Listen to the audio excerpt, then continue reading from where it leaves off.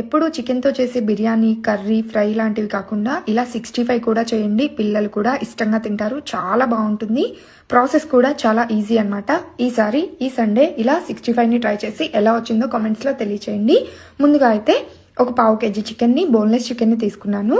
శుభ్రంగా 1-2 సార్లు కడిగేసి నీళ్ళన్నీ వంపేసుకొని వాటర్ ఏమీ లేకుండా చికెన్ని తీసుకోండి. తర్వాత ఇందులో ఒక ఎగ్ని వేసుకొని రుచికి తగ్గట్లుగా కారం, ఉప్పు, ఒక చిటికెడు పసుపు, ఒక అర స్పూన్ ధనియా జీరా పౌడర్, ఒక పావు స్పూన్ గరం మసాలా పొడి, ఒక పావు స్పూన్ ఏమో అల్లం పేస్టు, ఒక పావు స్పూన్ వెల్లుల్లి పేస్టు, ఒక 2 స్పూన్లు కార్న్ఫ్లోర్, ఒక 2 స్పూన్లు మైదా వేసుకొని మొత్తం అంతా చికెన్కి బాగా పట్టేంత వరకు కలుపుకోవాలి.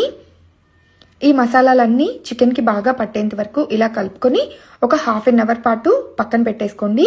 చికెన్ని బాగా మ్యారినేట్ చేసుకోండి. ఇందులోనే ఒక స్పూన్ ఆయిల్ కూడా వేసుకొని మ్యారినేట్ చేసుకొని ఫ్రిడ్జ్లో అయినా పెట్టుకోవచ్చు, లేదా బయట అలా వదిలేసేయచ్చు మూత పెట్టేసి.